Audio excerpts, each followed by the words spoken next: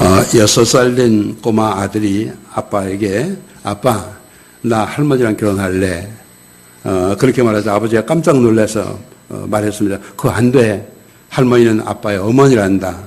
그러자 아들이 하는 말이 그럼 아빠는 왜 우리 엄마랑 결혼했어? 어린 손자는 자기를 그렇게 사랑해주는 할머니와 결혼하고 싶었습니다. 가정은 사랑 공동체입니다. 성경에 의하면 가정은 하나님께서 친히 아담과 하와를 만드시고 부부가 되게 하심으로 시작된 인간 사회의 가장 기초적인 단위입니다. 이 가정은 하나님께서 만들어주신 계율이기 때문에 인간이 파괴할 수 없는 절대적인 것이라서 하나님이 딱 지어주신 것을 이 세상의 어느 것으로도 나누일 수 없느니라 이렇게 성경은 말씀하고 있습니다. 그래서 인간은 가정을 떠나서는 이 세상 어디에 가서도 행복을 찾을 곳은 없습니다. 가정만이 행복의 샘터입니다. 이렇게 소중한 우리들의 가정을 아름답게 성장시키고 행복의 꽃이 피도록 귀하게 가꾸어주는 것이 있는데 바로 교회입니다.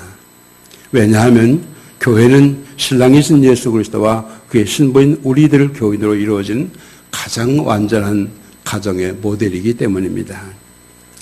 오늘 여러분에게 꼭 이루고 싶은 간절한 마음이 제게 있습니다. 우리 분이엘 교회가 우리 모두의 가정이며 우리는 모두가 이 교회라고 하는 큰 가정 안에 있는 가족이라고 하는 사실을 여러분 잊지 마시기 바랍니다. 그래서 오늘은 여러분 한 분 한 분이 우리는 모두 가족이라고 하는 사실을 절실하게 느끼고 지난 가족의 애를 회복하는 시간이 되기를 바라는 마음이 간절합니다. 교회는 우리 모두의 가정이며 우리는 이 가정 안에 있는 한 가족이기 때문에 우리는 모두 행복해야 합니다. 교회 안에는 행복하지 못한 사람이 한 사람도 있어서는 안 되는 겁니다. 가족들 참 아름다운 단어죠. 친형제나 심지어는 부모 자식 간에도 자주 만나서 대화를 하고 음식을 나누고 함께 어울려야 하는데 멀리 떨어져 살고 있기 때문에 특별히 제가 살고 있는 중국은 어쩔 수 없어서 가족들을 고국에 두고 남편은 혼자 혹은 아들, 딸 혼자 와 있어서 중국에 살고 있기 때문에 또 직업상의 분주한 일 때문에 가족끼리 자주 만나지 못하고 오히려 형제지간이 아닌 사람이 한 직장이나 어떤 특별한 인연 때문에 특별한 목적으로 자주 만나서 많은 대화를 하고 음식을 나누고 차를 마시고 이렇게 하면서 가족보다 더 친밀한 관계를 맺고 살아가는 것이 오늘 우리의 현실입니다. 그래서 이것은 가족들에게는 하나의 비극입니다. 이 시대의 가장 큰 비극 중 하나는 한국의 그릇된 직장 문화라고 생각이 됩니다. 직장에 일이 많고 중요하고 시간에 쫓겨서 밤늦게 9시, 10시, 심지어는 자정까지 야근을 하는 경우가 있고 이것이 일상화되고 습관화되다 보니까 일찍 끝나는 날은 허전해서 1차, 2차, 3차 이렇게 하다가 보니까 아주 밤늦게 심지어는 자정을 넘겨서 만취가 되어 귀가하는 일이 허다한 경우가 있습니다. 여기에 동참하지 않으면 직장에서 왕따를 당하거나 불이익을 당하고 심지어는 상사에게 미움을 받아 잘리기도 하고 쫓겨가기도 하고 이런 것이 바로 우리나라의 사회적인 병폐요 비극이라고 생각이 됩니다. 이러한 병든 사회 현상 가운데서 살아가고 있는 우리들을 다행스럽게도 신앙으로 인해 자주 만나는 사람들의 모임이 있습니다. 한 주일에 한 번 혹은 한 주일에 두세 번 심지어는 매일매일 만나기도 하죠. 이것이 바로 교회라고 하는 큰 가정입니다. 그래서 우리는 분이엘 교회라고 하는 큰 가정 안에서 하나님의 자녀가 되어 우리는 모두 가족이 되었다고 하는 사실이 얼마나 소중하고 행복한지 말로 다 형언할 수가 없습니다. 잘못된 사회생활 습관과 병든 문화는 모두 가정을 파괴하고 가족관계를 병들게 만들지만 교회라고 하는 이 큰 가정은 여러분의 가정을 잘 지키고 가꾸고 따뜻한 가정이 되도록 도움을 드리고 때로는 깨어질 위기에 있던 가족관념이 해이해지고 가족관계가 상처를 입는 가정들이 교회라고 하는 행복하고 아름다운 가정 때문에 상처가 치유되고 가정이 회복되는 아름다운 축복을 받게 됩니다. 여러분이 바로 분일교회에서 이와 같은 가정의 축복을 받으며 오늘 살고 계신 것입니다. 우리는 모두 가족입니다. 그래서 오늘 아침 저는 우리 분일교회 가족들 여러분 한 분 한 분에게 강하고 아주 진한 가족관념이 회복되는 시간이 되기를 바라면서 깊이 기도하면서 이 설교를 준비했습니다. 이제 다 함께 좀 생각을 좀 해보겠습니다. 교회라고 하는 가정은 어떻게 만들어졌죠? 교회라고 하는 가정 어떻게 만들어졌습니까?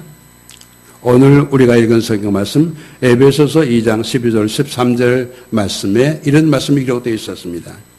그때 너희는 그리스도 밖에 있었고 이스라엘 나라 밖의 사람이라 약속의 언약들에 대하여는 외인이요 세상에 소망이 없고 하나님도 없는 자이더니 이제는 멀리 있던 너희가 그리스도 예수 안에서 그리스도의 피로 가까워졌느니라.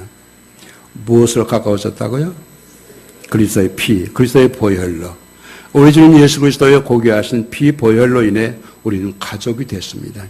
우리들은 그리스도의 죽으심으로 만들어진 피로 맺어진 가족입니다. 이 피로 맺어진 가정 안에서 우리가 어떻게 해야 될까 오늘 여러분과 함께 생각해 보고 싶습니다. 가장 먼저 우리는 이 교회라고 하는 가정 안에서 부부의 사랑을 배웁니다. 피는 생명입니다. 우리들 여러분과 나는 그리스도의 피로 맺어진 가족입니다. 그래서 우리들은 모두 그리스도의 가족입니다. 우리를 위해 십자가에서 그렇게 모진 고통과 채찍에 맞으시고 머리에 씌운 가시관으로 인해서 머리와 얼굴 온 몸이 피로 범벅이 되어 십자가 위에서 두 손과 두 발에 못 박히시고 창에 찔려 옆구리에서 피와 물을 낭며 쏟아내시는 그 고귀한 사랑의 피로 우리는 가족이 됐습니다. 이보다 더 큰 사랑이 어디 있겠습니까? 내 가족 어느 누가 나를 위해 이렇게 고통을 받으며 대신 죽어줄 수 있을까요?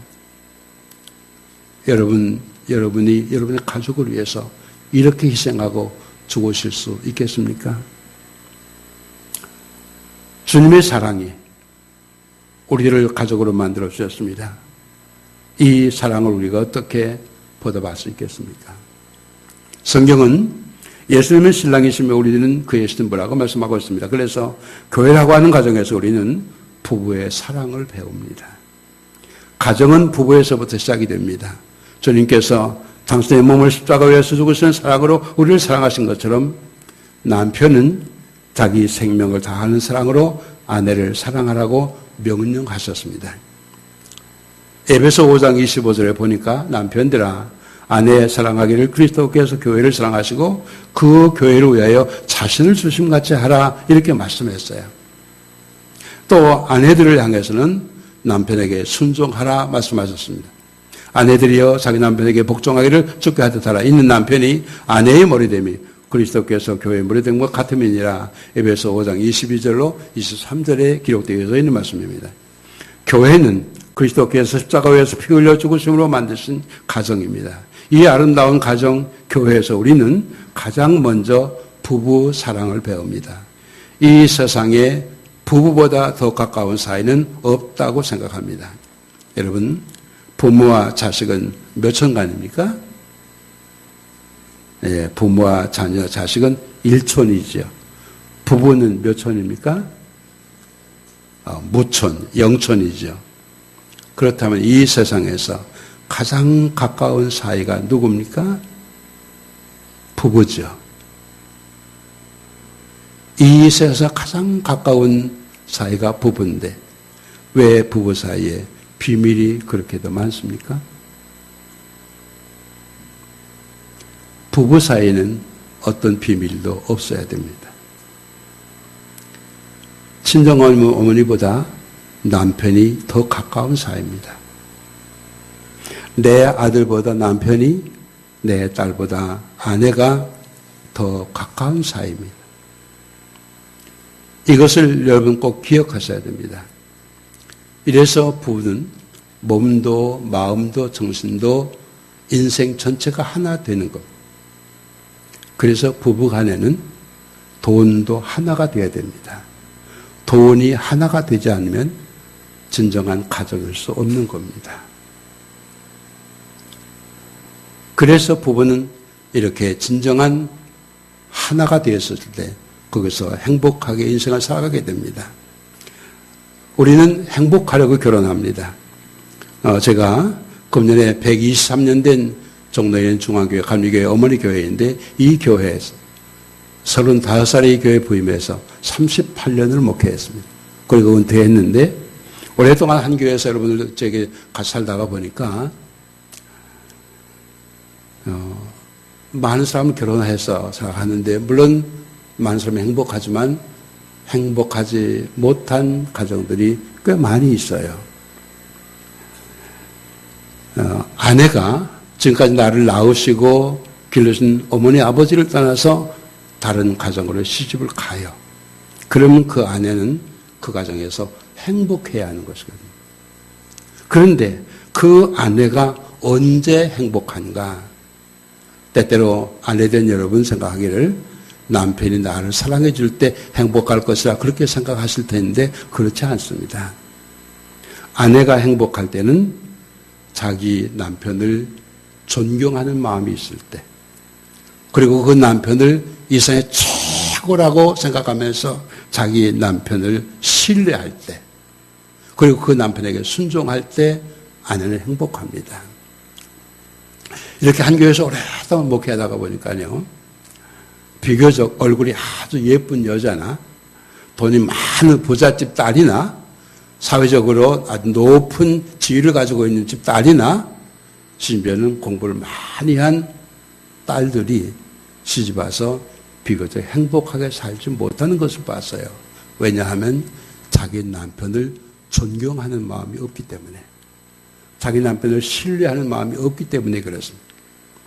여러분, 이 세상에서 가장 불행한 여자가 누군가 하니 남편을 조종하고 가정을 내 마음대로 조종하려고 하는 아내가 제일 불행한 사람입니다.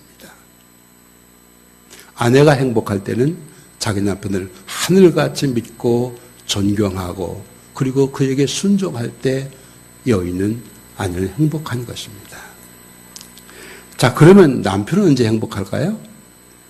때때로 남편들은 폭군같이 자기 아내를 때리고 그리고 큰 소리 치고 그러면 아주 뭐가 된 것처럼 생각하는 사람이 있는데 그렇지 않습니다. 남편의 행복은 자기 아내를 사랑할 때입니다.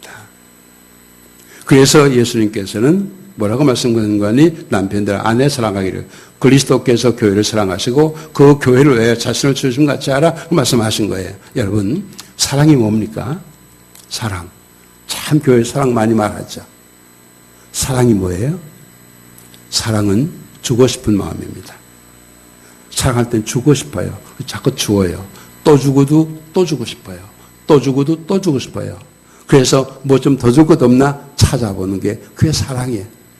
그래서 내가 가지고 있는 걸 다 준 다음에 마지막에 남는 것이 하나 있는 것이 목숨인데 그 목숨을 주고 나서야 사랑은 완성되는 것이거든요.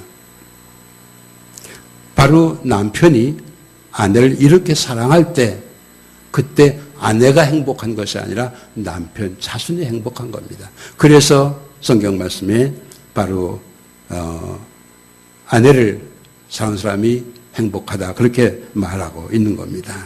그래서 남편이 행복할 때는 아내가 아내를 사랑할 때입니다.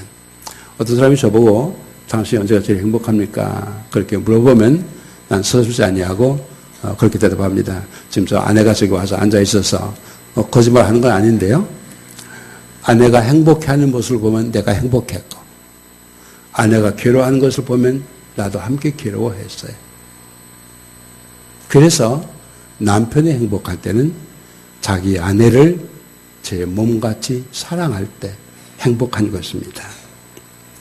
부부의 행복은 어디에 있습니까?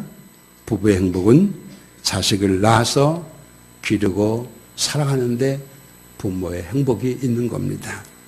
간혹 결혼하고 자녀가 없는 가정들이 무척 애태우게 자식을 기다리는 것을 보게 됩니다. 바로 그 자식이 부모에게 있어서 축복이고 부모의 행복의 조건입니다. 바로 이 교회라고 하는 가정에서 우리는 이와 같이 부부사랑, 진정한 행복을 경험하게 됩니다. 바로 여러분들이 이 분위기 교회 안에서 이와 같은 행복을 여러분이 찾으시고 누리시기를 바랍니다.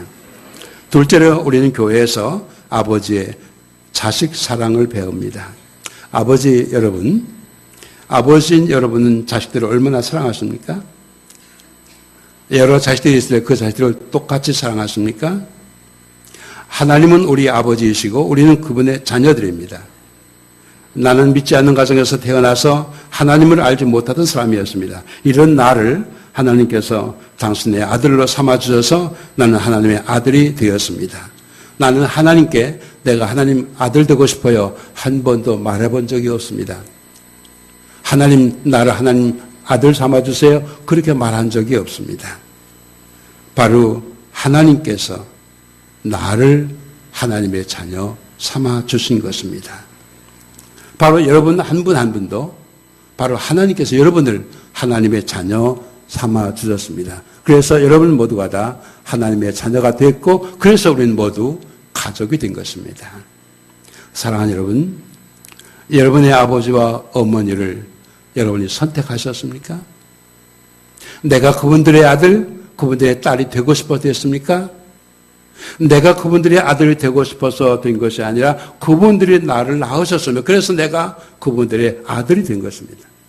동시에 아버지와 어머니 되신 여러분, 여러분의 자녀들이, 자식들이 여러분에게 나를 낳아주세요 하고 요청해서 여러분의 자식들을 낳으셨습니까? 아니잖아요. 어머니와 아버지의 사랑의 열매로 여러분의 자식들이 이 땅에 태어난 것입니다. 그렇다면 어버이 된 우리가 자식을 사랑해야죠. 안 그렇습니까? 우리가 우리 어머니와 아버지의 사랑의 열매로 세상에 태어난 것처럼 우리의 자식들도 우리들의 사랑의 열매로 태어났으니까 사랑해야죠. 어버이 된 우리들은 자식들에게 부모에게 효도하라고 강요할 권리가 없다고 나는 생각합니다. 여러분이 또 오늘 제가 하는 말로 이해를 하실 분이 계실 거예요. 또 여러분 고민하실 분이 계실 거예요. 그러나 하나님의 말씀은 때때로 우리를 고민하게 만들고 우리를 아프게 만듭니다. 분명하게 어버이 된 우리는 자식들에게 효도하라고 강요할 권리가 없다고 생각이 됩니다. 다만 그저 자식을 사랑할 책임과 사랑할 의무만이 있다고 생각합니다. 여러분 어떻게 생각하세요?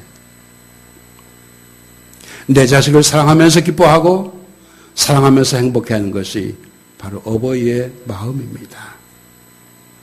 내 자식들은 내 사랑의 대상입니다.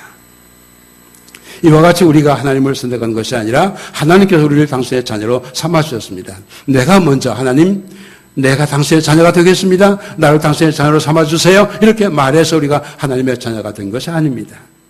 성경은 말씀합니다. 너희가 나를 택한 것이 아니라 내가 너희를 택하였다. 또 하나님께서 예레미야 선지자에게 내가 너를 모태에 짓기 전에 너를 알았고 내가 배에서 나오기 전에 너를 성별하였다. 이렇게 말씀하셨습니다. 예수님께서는 너희가 나를 택한 것이 아니라 내가 너희를 택하였노라. 요한복음 15장 16절에서 그렇게 말씀하고 계십니다. 왜 하나님께서 여러분과 나를 이렇게 자녀 삼으셨습니까? 이용해 먹으려고 하나님께서 여러분과 나를 이용해 잡수시려고 우리를 자식 삼으셨습니까? 우리에게 아니면 하나님의 자녀 삼을 만한 가치가 있어서 하나님께서 우리를 하나님의 자녀로 삼으셨습니까? 아니잖아요. 내게 어떤 이유가 있는 것이 아니라 아버지 하나님의 마음에 있는 그 사랑 때문에 여러분과 내가 하나님의 자식이 된 것입니다. 하나님이 우리를 사랑하셔서 하나님의 자녀 삼으셨습니다. 하나님의 사랑 때문입니다. 그리고 당신의 자녀 삼으신 우리들을 하나님은 지금도 사랑하고 계신 것입니다. 이 사실에 대해서 바울사도는 로마서 5장에서 이렇게 말씀합니다. 우리가 아직 연약할 때 기약대로 그리스도께서 경건하지 않은 자로 위하여 죽으셨도다. 우리가 아직 대인되었을 때 그리스도께서 우리를 위하여 죽으심으로 하나님께서 우리에게 대한 자기의 사랑을 확정하셨느니라. 우리가 하나님을 알지 못했을 때, 우리가 아직 연약할 때, 우리가 죄인으로 있을 때 우리를 사랑하신 확실한 증거로 우리를 당신의 자녀로 삼으신 것입니다. 하나님의 사랑 때문에 여러분과 내가 하나님의 자녀가 됐습니다. 믿습니까?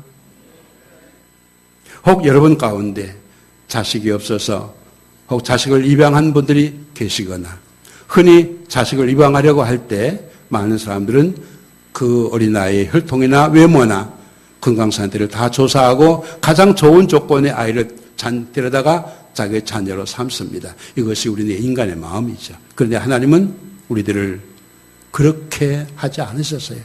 우리를 당신의 자녀로 삼으실 때 이런 것 보시고 잘생겨서 똘똘해서 혈통이 좋아서 쓸만해서 자녀 삼으신 것이 아닙니다.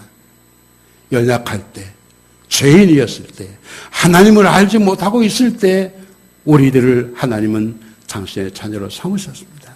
이것이 바로 우리 아버지 하나님의 사랑이십니다.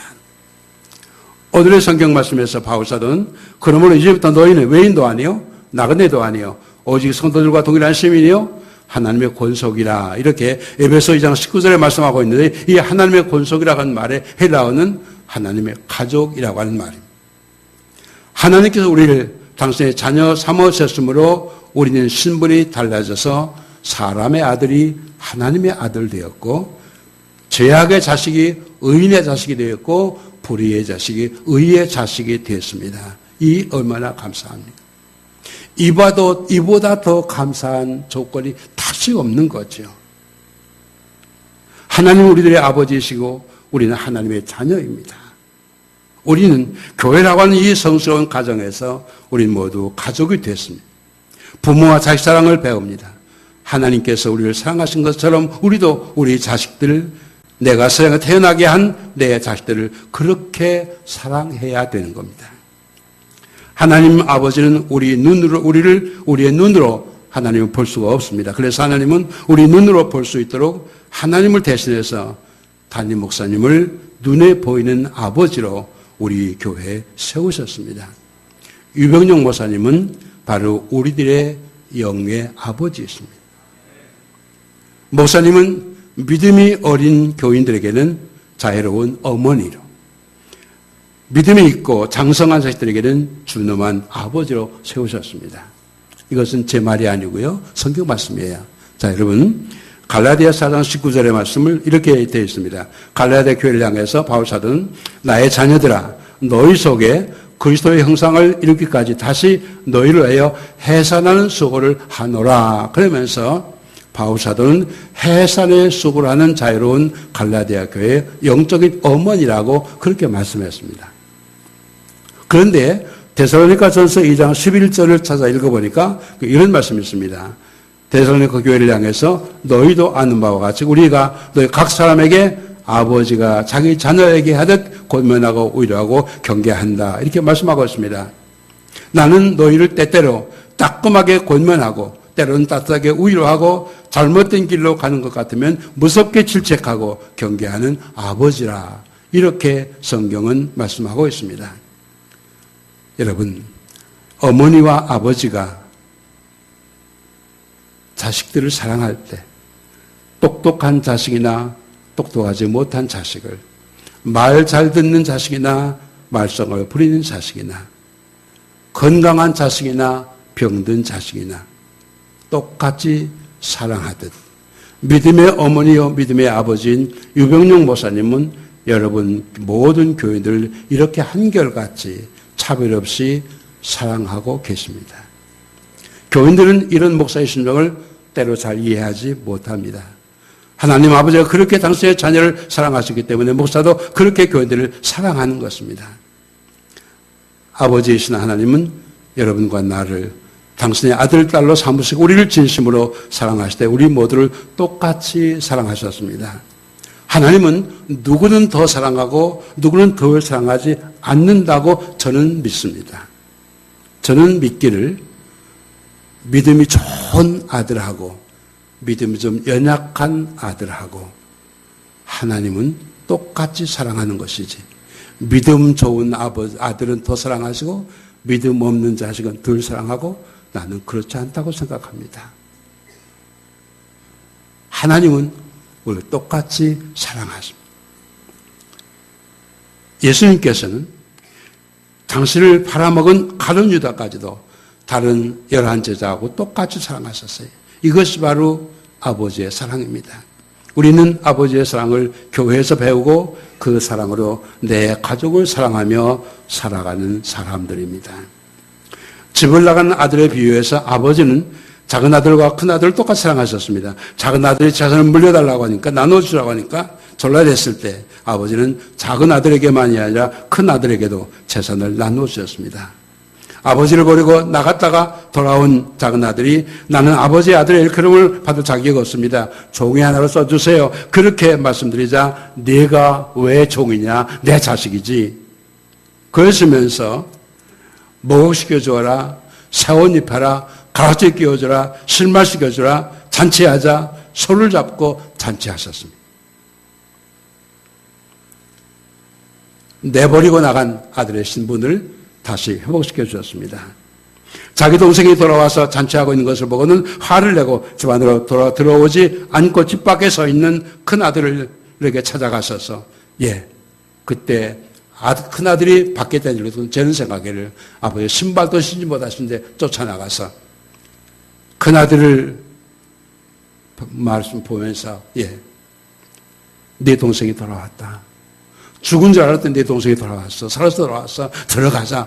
그러시면서 그 아들의 등을 밀고 쓰다듬으면서 그 아들을 데리고 집 안으로 들어가시는 것이 바로 아버지의 사랑이었습니다. 나는 바로 이 한국감리교회에서 45년 동안 목회하던 중에 바로 서울 종로 중앙교회에서 38년 동안을 이런 아버지가 되려고 많이 애쓰면서 살아왔습니다. 지금 여러분의 담임 목사님도 유승민 목사님도 이런 아버지로 사시느라고 많이 마음이 아프실 것이라고 나는 짐작합니다. 나는 링컨 대통령이라고 하는 제목의 링컨 대통령의 전기를 읽으면서 큰 감동을 받으면서 이것을 읽은 다음에 난 평생 이렇게 살리라고 다짐을 했습니다. 우리는 미국의 링컨 대통령을 흑인 노예를 해방시킨 대통령으로만 알고 있지만 미국 사람들은 그를 노예 해방자이기보다는 남쪽과 북쪽, 흑인과 백인으로 분열된 미국을 하나의 국가로 만든 진정한 통일 대통령, 미국의 아버지로 기억하고 있습니다.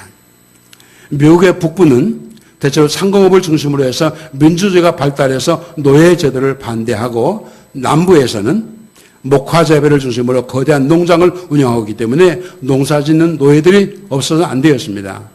이런 상황이 있을 때 노예제도를 반대하는 공화당의 링컨이 대통령으로 선출되자 노예제도를 존속시키려고 하는 남부의 7개 주가 동맹을 맺고 링컨 대통령이 대통령으로 취임하기도 전에 남부 연합을 결성하고 미시시피 출신의 제퍼슨 데이비스를 자기의 대통령으로 선출하고 공식적으로 미 연방으로부터의 탈퇴를 선언했습니다.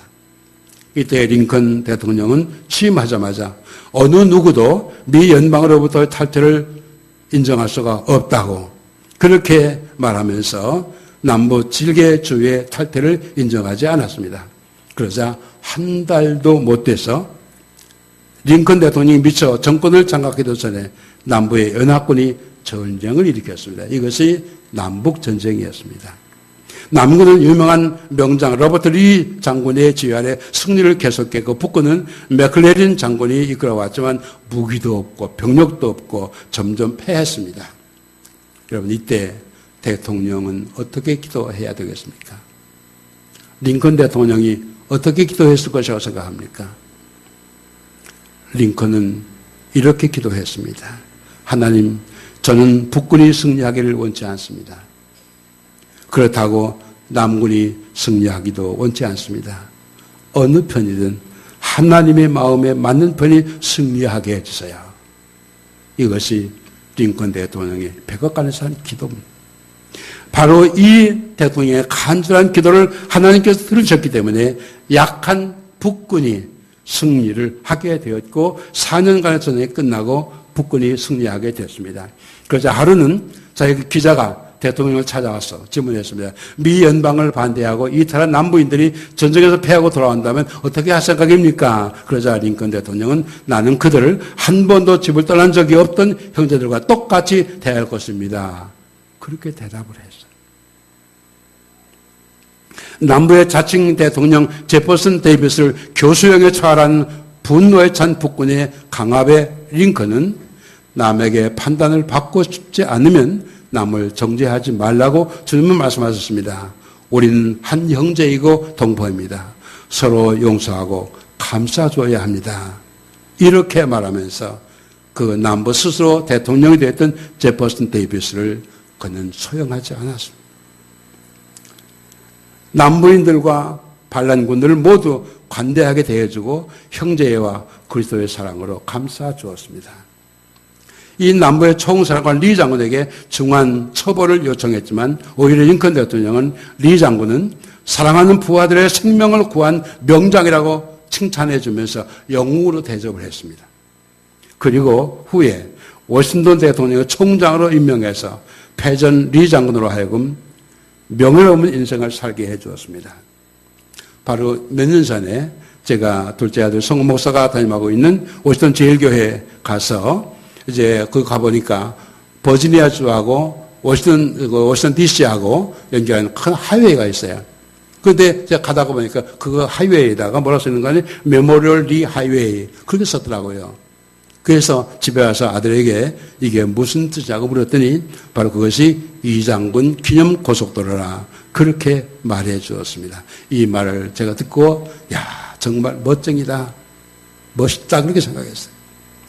링컨은 남부에 대해서 너무 관대하다고 반대하는 급진파들의 비판에도 불구하고 남부 재건 사업을 세워서 남부와 북부가 손을 잡고 힘을 모아서 미 합정국을 건설해야 된다고 설득하고 우리는 남부의 주들이 탈퇴했다 돌아온 것을 형제들이 집을 나갔다가 돌아온 것을 생각하고 그들을 도와주며 절대로 죄를 물어서는 안 됩니다. 이렇게 말을 했습니다. 링컨 대통령은 이렇게 해서 백성들의 아픈 마음을 치유하고 그들의 나누어진 마음을 하나로 묶어주며 넓은 마음으로 남부와 북부, 성자와 패자, 백인과 흑인들을 사심없이 포용해서 진정한 연합을 이룬 통일 대통령 미 합중국의 아버지의 역할을 충실하게 수행했습니다. 이것이 바로 아버지의 모습이며 목사가 평생 품고 살아가는 아버지의 마음입니다. 링컨이 변호사 시절이었습니다. 유명한 변호사 에드윈 스탠턴이 중요한 사건의 변론을 맡아서 법정에 가보니까 이름 없는 링컨 변호사가 그 사건을 자기와 함께 맡고 있는 것을 알게 됐습니다. 그러자 이 변호사는 법정에서 벌떡 일어나더니 저 따위 시골뜨기와 어떻게 함께 일하는 거냐 그러면서 문을 박차고 나가버렸습니다. 기회 있을 때마다 링컨을 욕하고 얕잡아보고 무리하게 대했습니다. 가난했던 링컨이 허름한 옷차림을 보고 조롱하며 독서를 퍼부었습니다. 여러분은 고릴라를 보러 아프리카까지 갈 필요가 없습니다. 링컨이라고 하는 고릴라를 만나보면 됩니다. 이렇게 아프게 모욕을 했습니다. 그런데 링컨이 대통령으로 당선되자 링컨이 대통령이 된 것은 국가적인 재난이라고 비난하고 공격해 왔습니다. 그런데 링컨이 대통령에 대해서 내각을 조직할 때 그렇게 자기를 욕하고 비난하던 심지어 자기를 고래라고 말하던 그 사람을 국방장관으로 임명했습니다. 그러면서 링컨은 말했습니다. 원수는 우리 마음에서 없애버려야죠. 그러나 그것은 원수를 죽여서 없애라는 말이 아니라 원수를 사랑으로 녹여 친구로 만들라는 말입니다. 이제 그 사람은 나의 적이 아닙니다. 나는 적이 없어서 좋고 그처럼 능력 있는 사람의 도움을 받게 되어 나는 기쁘다. 이렇게 말했습니다. 이것이 바로 아버지의 마음. 이것이 목사가 평생 가슴을 품고 살아가는 아버지의 마음입니다. 셋째로 우리는 이 아름다운 가정에서 자식의 부모 사랑 효를 배웁니다. 나는 세 아들의 아버지입니다. 세 아들이 모두 목사입니다. 나는 이 세 아들을 똑같이 사랑하지만 때로 자식들은 어머니와 아버지가 나보다 형을 더 사랑하는 것은 아닌가? 나보다 내 동생을 더 사랑하는 것은 아닌가? 혹 그렇게 생각하고 있는지 모르겠습니다. 그러나 어머니, 아버지는 그 자식을 다 똑같이 한결같이 사랑하죠.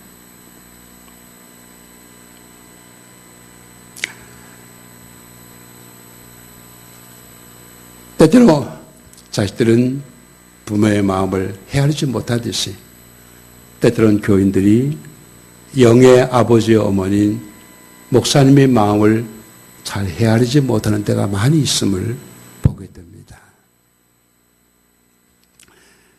자, 여러분 갈라디아서 4장 15절에 있는 말씀 우리가 좀 찾아서 읽어보겠습니다. 갈라디아서 4장 15절입니다.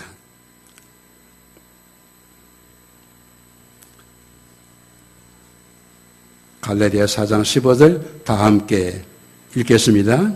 너희의 복이 지금 어디 있느냐? 내가 너희에게 증언하노니 너희가 할 수만 있었다면 너희 눈이라도 빼어 내게 주었으리라. 바로 이것이 갈라디아 교인들의 목사 사랑입니다.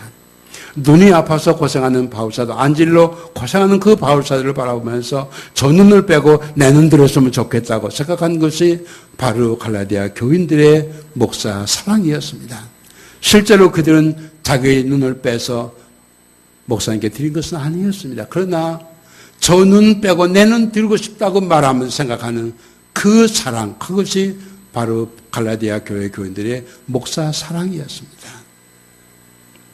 빌립보 교회 교인들은 사도 바울 사도가 복음을 전하다가 로마 감옥에 들어가시자 온 성도들이 바울 사도의 옥바라지를 위해서 많은 성금과 쓸 물건을 준비하고 감옥에 계신 바울 사도를 자기들 대신해서 돌봐드리라고 에바브로 편에 로마로 보냈습니다.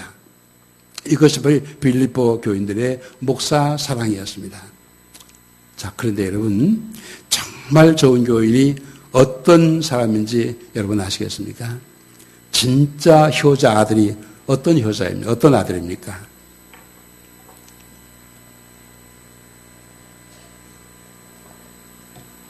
진짜 효자는 어머니 아버지의 말씀을 잘 듣는 자식이죠. 그래서 저희들의 기도대로 세 아들이 전부 목사가 돼서 우리 세 아들들은 모두 효자들입니다.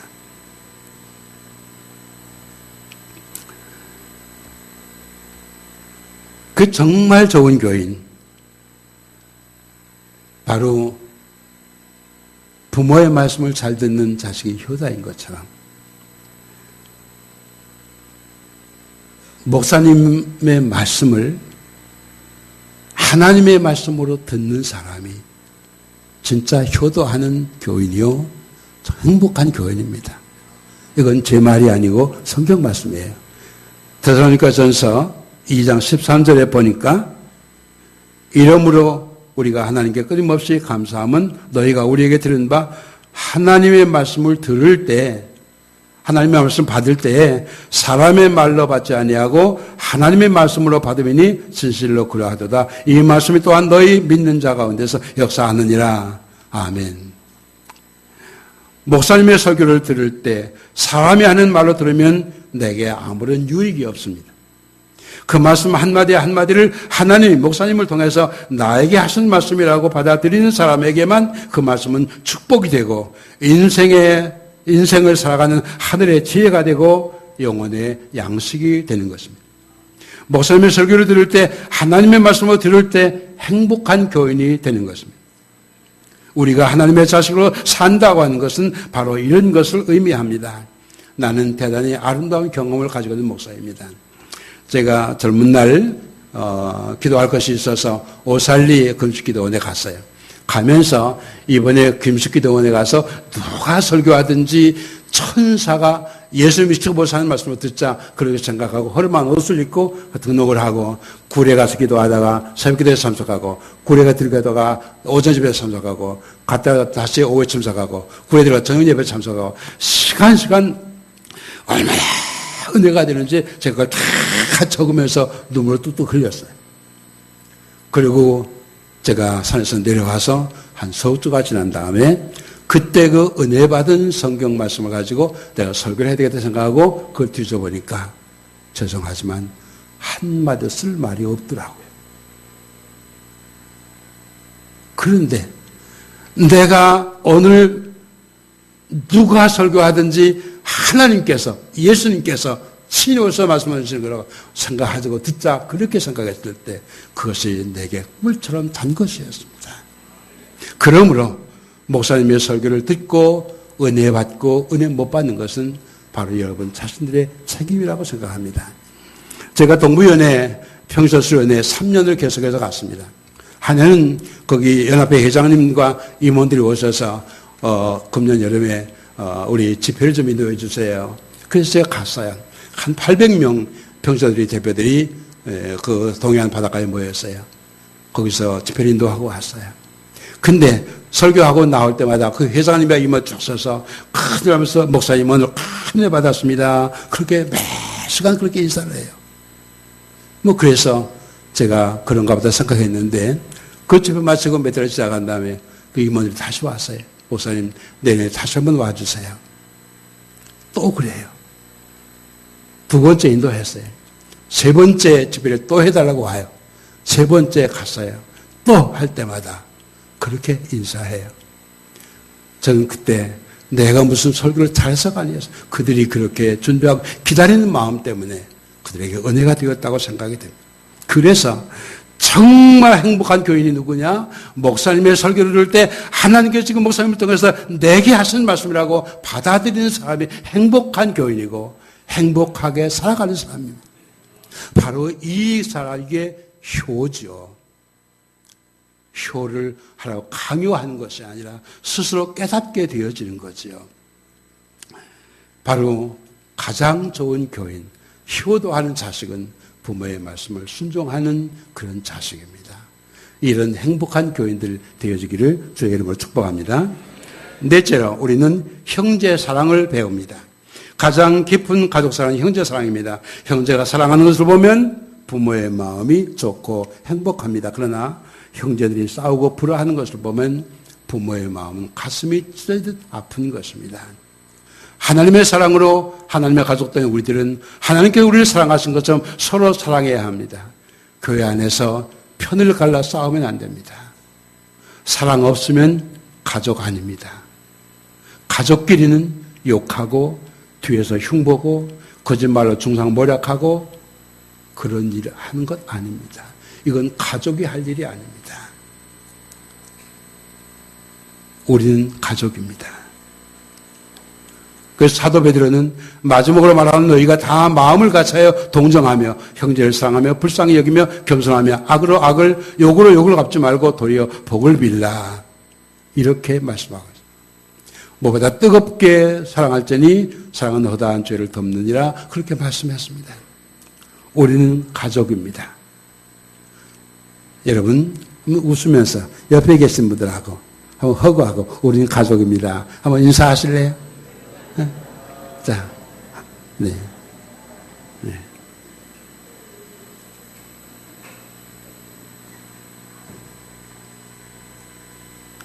우리는 가족입니다. 가족끼리는 허물을 덮어주고 사랑해주고 따스하게 돌보아 줍니다. 우리 주님은 말씀하셨습니다. 하나님은 그 해를 악인과 선인에게 비춰주시며 비를 의로운 자와 불의한 자에게 내어주시느니라. 너희가 너희를 사랑하는 자를 사랑하면 무슨 상이 있으리요? 세리도 이같이 아니하느냐? 또 너희가 너희 형제에게만 무난하면 남보다 더하는 것이 무엇이냐? 이방인도 이같이 아니하느냐? 그렇게 말씀하셨습니다. 형제가 서로 껴안고 덮어주고 보살펴주고 감싸주고 이럴 때 가정은 따뜻한 가정이 됩니다. 이렇게 함으로 여러분의 분위기의 교회는 정말 좋은 교회, 따스한 교회가 되는 것입니다. 제가 제일 좋아하는 찬송 가운데 558장에 보면 이런 찬송이 있습니다. 믿어오라 주의 가정, 아늑하다 그 품이, 따뜻하고 포근하여 마음 놓고 쉬리라. 미소하는 얼굴들의 주의 말 마음 소리여 하늘 평화 풍기면서 사랑하며 살리라. 즐거워라 주의 가정, 사랑의 샘 솟는다. 메마른 땅 적시하라. 물이 올라 꽃핀다. 너도 나도 어깨 펴고 노래하며 즐기니 이웃들이 형제로다 내 몸처럼 아끼리. 아늑한 가정, 따뜻하고 포근한 가정, 미소하는 얼굴, 너도 나도 어깨 펴고 노래하며 즐기는 가정, 여러분의 가정이 이런 가정 되기를 축복합니다. 분이엘 교회가 이런 교회가 되기를 축복합니다. 하루 종일 직장에 수고하고 돌아온 남편이 피곤한 몸을 쉴 곳이 따뜻한 가정입니다. 요즘처럼 입시 준비하나 초죽음이 된 아들, 딸이 마음의 평정을 찾고 예민해진 신경과 스트레스를 풀고 쉴 수 있는 곳은 따스한 가정뿐입니다. 하루 종일 동동 걸음치며 집안일을 하던 엄마가 따끈한 커피 한 잔을 들고 잠시 쉴 수 있는 곳이 따스한 가정입니다. 따뜻한 가정에서 사랑하는 가족들은 기쁨도 슬픔도 고통도 즐거움도 아픔도 함께 하면서 진정으로 행복하게 살아갑니다. 교회가 바로 이런 교회, 이런 가정 같은 따뜻한 교회, 따스한 우리 분이엘 교회가 되어져야 할 것입니다. 사랑하는 분이엘 교회 성도 여러분, 우리는 모두 가족입니다. 여러분은 우리 분이엘 교회에서 행복하시기 바랍니다. 목사님의 목회가 행복하시고 교인들의 교회 생활이 행복하시고 어느 한 사람도 이 행복에서 제외되거나 제외시키거나 작은 아들처럼 이 집을 나가거나 큰 아들처럼 이 가정으로 돌아오기를 거부하는 가족이 한 사람도 없기를 바랍니다. 우리는 가족입니다. 그래서 우리는 행복합니다. 사랑하는 분이엘 가족 여러분, 행복하고 아름다운 분이엘 교회에서 여러분 모두가 가족의 행복을 마음껏 누리시기를 예수님의 이름으로 축복합니다.